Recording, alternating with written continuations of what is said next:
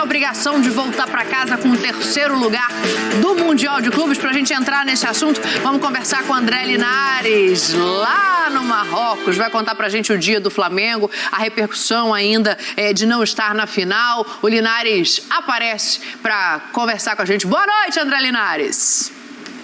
Oi, Dani, um grande abraço para você, para todo mundo aí no Brasil.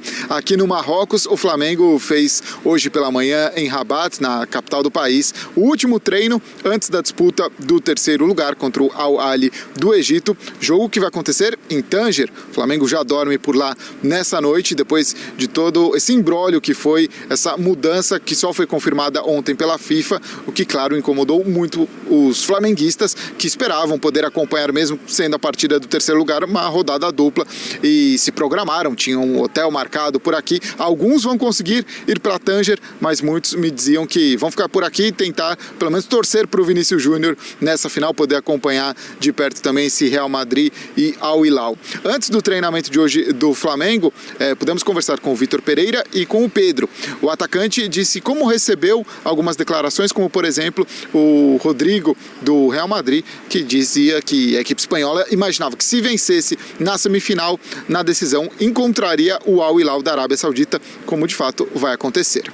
Acredito que faz parte, né, o pensamento deles, né, tá tudo bem também, né, acredito que hoje o futebol tá chato, tudo que falam, né, querem criar algum tumulto, algum burburinho, né, esse foi o pensamento deles, tudo bem, ok, né, desejar toda sorte para ele na final e... Como eu falei, né, faz parte do pensamento dele, não tem como a gente entrar no pensamento de ninguém, mas o nosso foco foi buscar a vitória o jogo todo, infelizmente não conseguimos e agora é voltar a vencer no sábado. Já projetando a sequência da temporada, perguntei ao técnico Vitor Pereira sobre a possibilidade de alguma alteração no esquema tático, principalmente no ataque, imaginando uma equipe talvez jogando com algum atacante caindo mais pelas pontas, se isso é uma possibilidade e como isso poderia afetar de alguma forma Arrascaeta e Everton Ribeiro.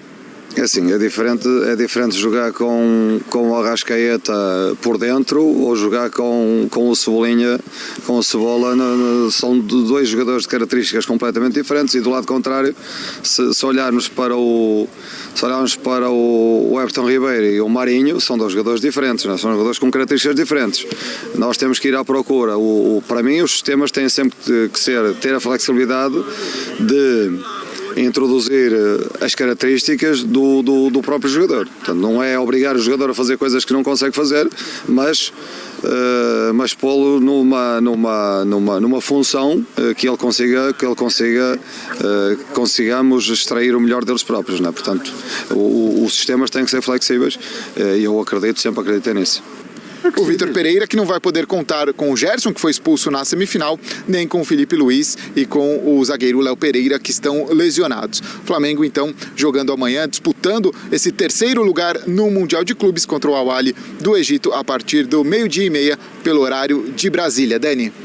Boa, Linares, obrigada. Em Rabat, não, em Tanger, né? Mudou ali o local da partida. O Flamengo vai ter que viajar. Os torcedores não devem estar lá muito motivados para fazer essa viagem de 250 quilômetros, não. Como é que foi a frase ali? Os sistemas de jogo tem que ser flexíveis. Tem que ser flexíveis. E os jogadores não são obrigados a fazer aquilo que eles não conseguem. E aí? Segura essa daí, meu senhor. Eu? É claro. Ué. Foi recado isso? Uhum. O que você falou, Zinho, pra ele te mandar esse recado? Eu quero entender o que não. Não, pra mim? Ele fala, o time, ele falou ontem aqui, o time do Flamengo, os jogadores cumprem muitas funções. E os caras não conseguem cumprir. Aí o treinador falou que o sistema dele é flexível. Os jogadores? Ou eu falei do Arrascaeta? Do Arrascaeta, não. Você falou também do Gerson. Não, assim... Que o Gerson fica aberto, quando volta tem muito espaço para percorrer, para fazer a marcação. O Gerson, com essa função de marcação, aí você até comentou que ele não está bem fisicamente, desgasta muito mais de um time que não está organizado. Porque, como o próprio treinador disse, o sistema ele é flexível. Mas ele até me ajuda. Porque qual flexibilidade que está tendo? Não estou vendo. Não vi. Pô, eu fiquei feliz agora com o que ele falou. Isso não é um recado com as mudanças que ele faz ali, de tirar os cérebros do time? De repente ele com calma, que tenha paciência com ele, né? A diretoria vai ter o torcedor, né? Ele é bom treinador, dá tempo para ele fazer esse sistema ser flexível, que ele possa, como ele falou, o jogo, eu sou flexível de entender o melhor posicionamento para os jogadores. Nesse momento ainda não teve isso. Então eu espero que assim, eu acredito que ele possa conseguir, ele é um cara capaz, e que ele encontre isso com tempo de trabalho. Até agora eu não vi. Isso não é recado para o quarteto, não? O sistema de jogo é flexível. Se o jogador não se adequar, eu vou mexer em quem quer que seja. Everton Ribeiro e Marinho, ele quer dizer o seguinte, joga pelo lado direito. Sim.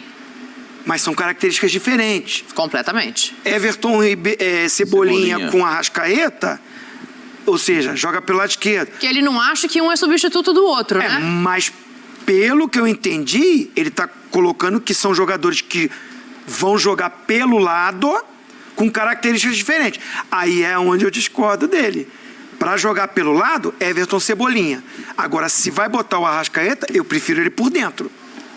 Eu também prefiro. Aí ele com a inteligência dele, com a capacidade dele, possa entender isso.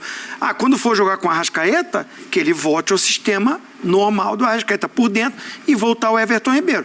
Vai jogar com 2 pontas de velocidade? Aí sim. Aí é para jogar com Everton Cebolinha e Marinho.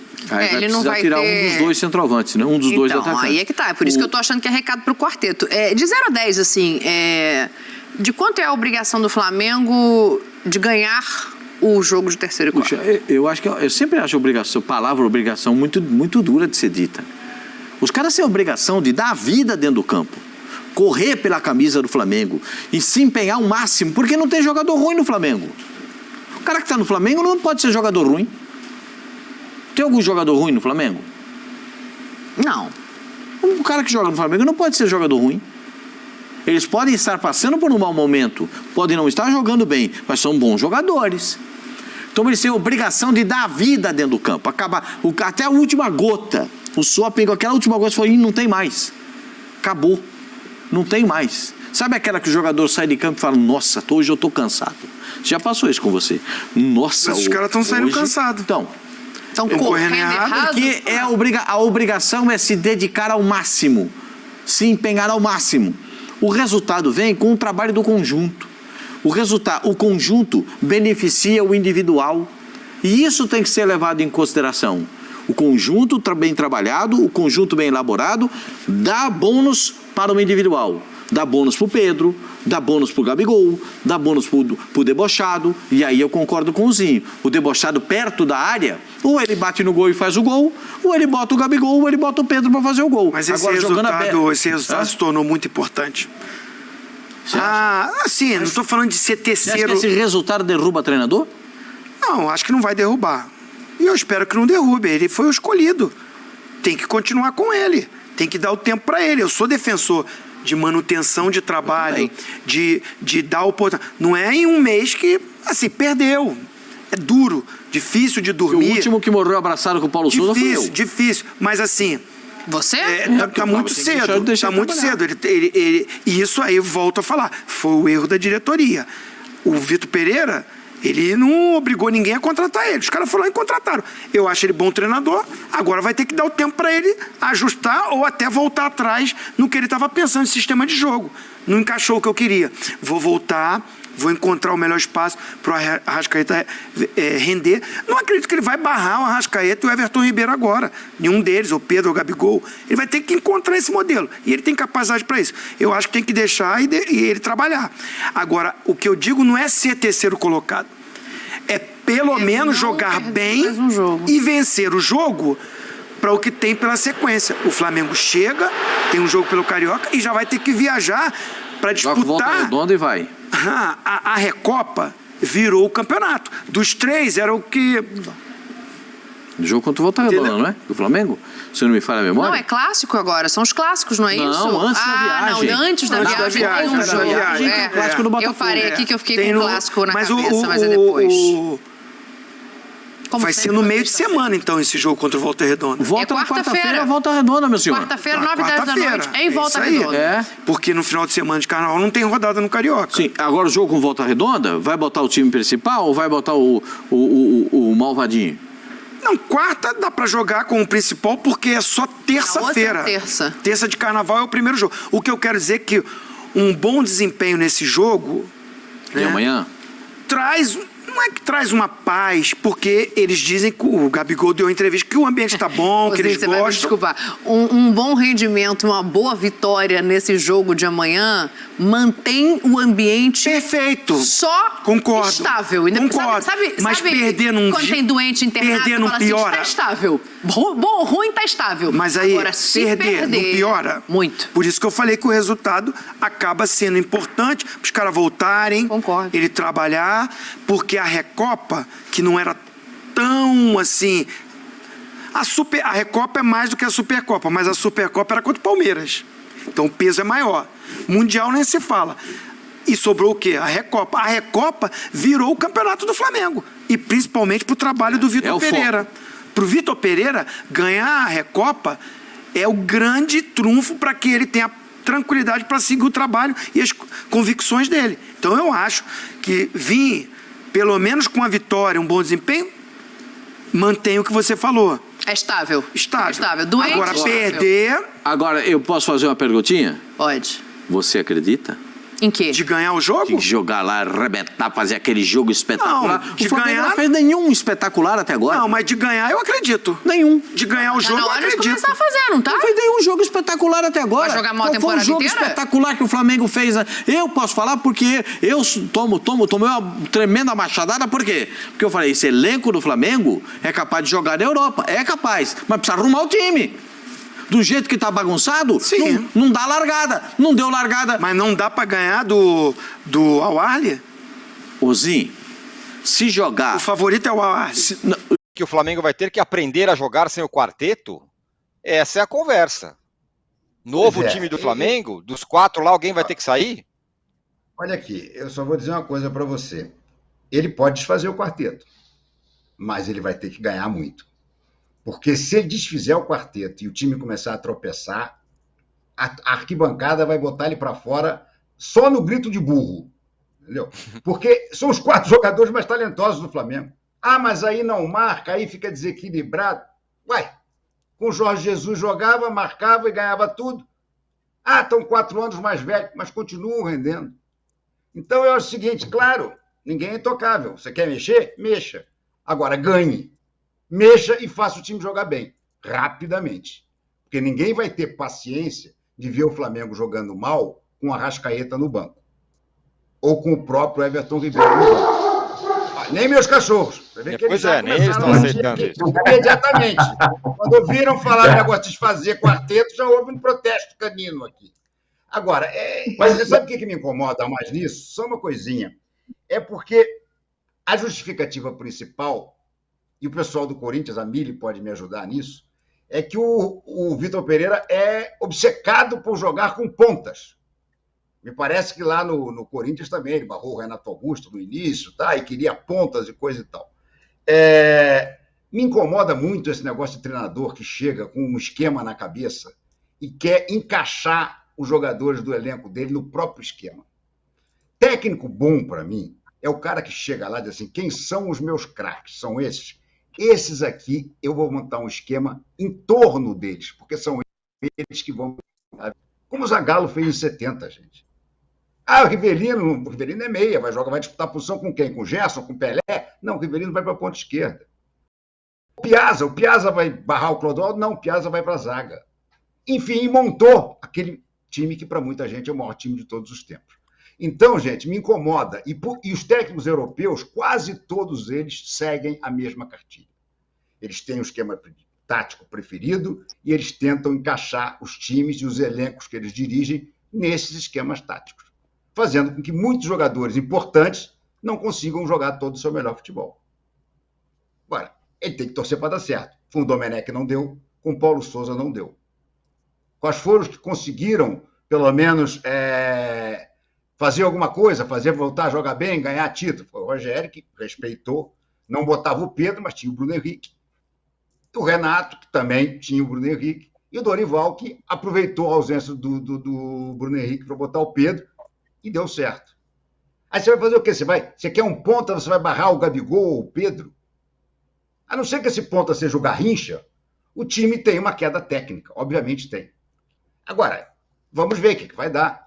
Vamos ver. Parece que o Arrascaeta, ele está conversando com o Arrascaeta, porque o Arrascaeta não está bem, é verdade. O Arrascaeta não tem jogado bem.